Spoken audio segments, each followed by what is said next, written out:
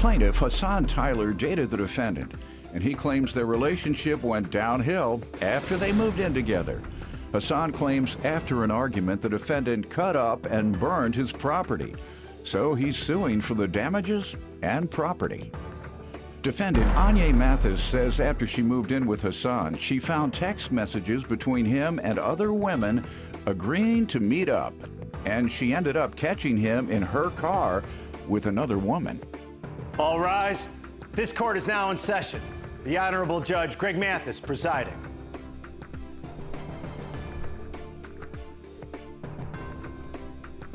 You may now be seated. Start with you. Well, I've started 3 years ago. I moved to LA. Everything is peachy. Fast forward 1 year, I meet Anya. As you can see, she's always has been, still is a beautiful woman. So when I saw her, put the Mack down quite strong. You know? Did it work? They're laughing because now you're in court with her. Yeah. No, it's real. They say the Mack wasn't that strong. It was electrifying to say the least. They must have fell off. Sparks were flying from every angle. Go ahead. That's how it was happening. So it was good. Everything was gravy. So we go 1 year, and then boom, this year hits January. Everything was fine until she moved in. It started to get weird. The vibe was changing. You know, like we were around each other, but we kind of felt distant still. You know, we were working all the time, and when we weren't working, we were still out, just I guess having fun with other interests, if anything. You know. Speak for yourself. Speak. Where were you at? Where were you at? At work, where I was supposed to be. Well, you know, whatever. See, that's the issue as well. So she gets out at a certain time. Everything closes in the bars and stuff like that around the same time in LA. Well, why does it take her way too long to get home? I know, because you didn't put the Mack down strong enough. No, it was strong. It was strong. If it was strong, you wouldn't have to worry. Exactly. Go ahead. So I wasn't worried. I was definitely a little concerned about what was going on here. So I'm like, okay, so she's staying out longer than I feel like she's actually supposed to be out. So this is a little bit weird. But you know what? Let me try to make it a little bit better. Valentine's Day is coming up. I want to set up something with me and my girl, you know. I get a nice little restaurant set up. I get the outfit ready. I got a whole little plan thing, a little shebang. Come to find out, while Valentine's Day is happening, she's texting me that she's working late. Now, this happens. People work. But, you know, it's not really like her to miss a full day of me paying for stuff. So, like, I feel like there's something going on here, you know? So you add that in with the weird late nights. What time did she tell you she was coming back? You know, she told me she was coming back late. It was just a late, like, there's no time, like, late o'clock. So I'm sitting here like, okay. Late o'clock. She didn't give me a specific and Your time. Honor, I work at a bar. Like, anything can happen. We have to close down the bar at 2. Everybody's there on Valentine's Day, right? Well, you know, like, this was already pre-planned for like a month ahead of time. Give me another problem you had with the relationship. Okay, so now she's coming home with more things than she's showing me that she's purchasing here. She's coming home with a random dress on like a Thursday, just like flaunting it out. I'm like, where you getting this dress from? The store. You know? She's from the store. That's where everyone gets dresses, but where is it originating from? She says it's from money that she saved from, you know, wherever she was doing. Working till late o'clock. You know, working till late o'clock, you know? You get overtime on late o'clock, right? So it comes in, right? So she has all this new stuff that she won't explain where it came from. It just came in on late o'clock. Easy to throw it in that little bucket. She also did not come around for Valentine's Day until the very end, which is something she never does. What time? She came in at 2 o'clock in the morning. For Valentine's Day? And her shift was supposed to end at 10. Is that true, ma'am? On Valentine's Day, I did come in late because they asked me to stay late at work. Did you call and say that? No, I'm working a bar. I'm like doing a whole bunch of things. I don't have time to call. So I'm feeling in. a little upset. Like, you know, like you kind of like, I feel like, you know, the whole left me at the altar kind of vibe. So I'm there and it's like, okay, so I'm adding all this in, but I'm not gonna blow up yet because I don't have actual evidence, you know? So she comes in later on at night. I pretend I'm sleeping. She like, you know, does her shower, whatever like that, goes to sleep, and then I look into her phone a little bit, you know? And I see, you know, I go to the Snapchat, that's what the kids are doing. And there's a lot of like, you know, kissy goo-goo stuff. Man, let me apologize to you up front about doubting it because you come in at 2 a.m. on Valentine's Day. Yeah. There's questions. Eyebrows are raising. You know what I mean? Yeah, so I'm looking at her phone and I see a lot of stuff from like just random dudes. Now it's like more than one guy? Oh, it's like 5 guys sending her emojis and stuff like that, right? But at the end of the day, she could be right because she is a girl that, you know, Instagram and Snapchat, everyone's doing that, and guys are just thirsty, so they could just be filling up her stuff. But it could also be her just, you know, showing some sugar, and I don't know anything about that, and I'm a little suspicious. When you all had these discussions, she just denied everything? Yeah, she just said it just. You never saw any more evidence that is more convincing? No, from these what happening that these videos. Let me hear from you, young lady. Well, like he said, everything started off great. Everything was good until I moved in. And everything that he's saying about the Snapchat and this and that and staying out late, those are all things that he was doing as well.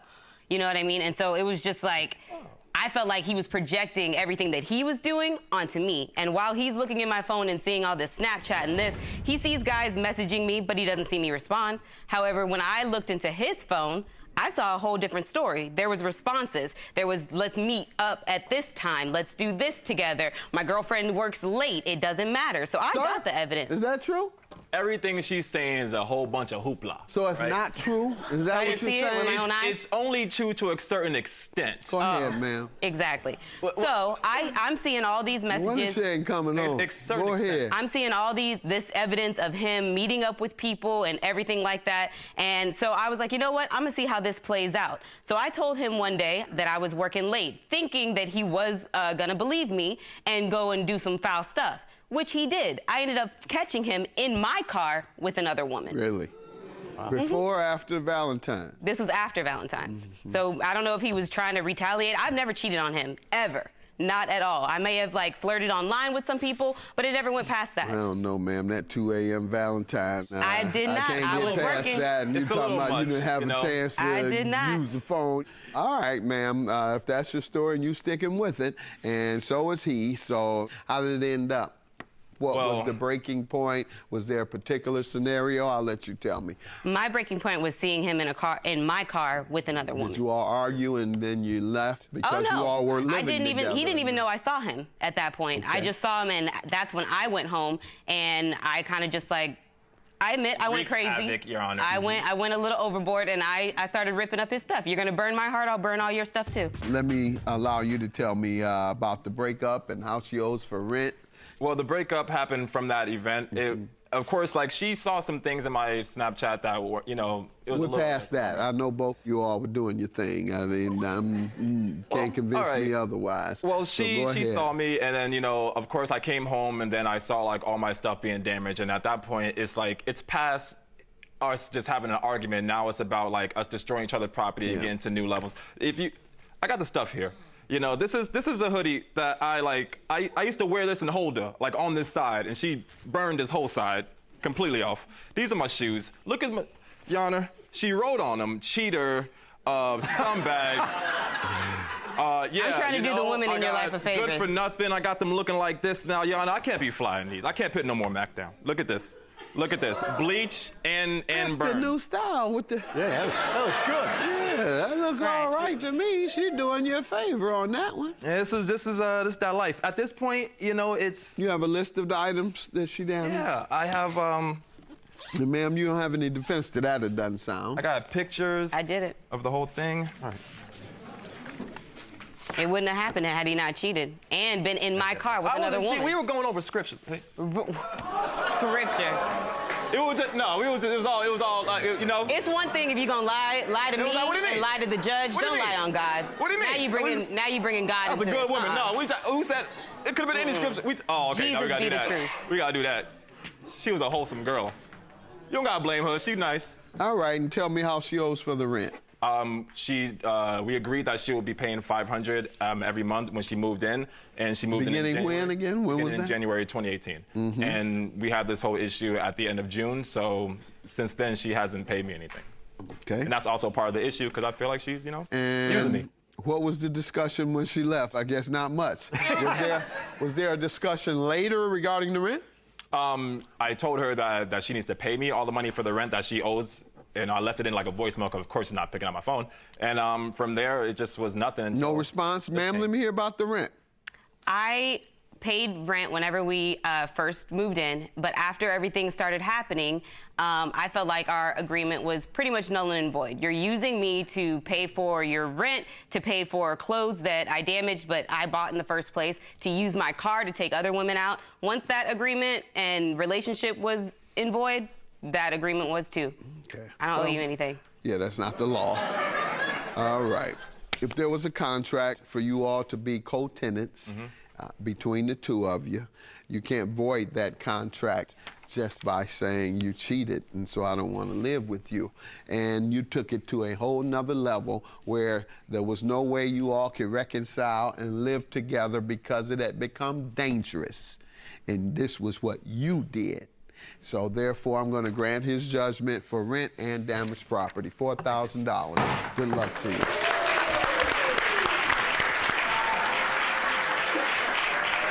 Laid the Mack down strong, you heard? Yeah, how like your boy? Yeah.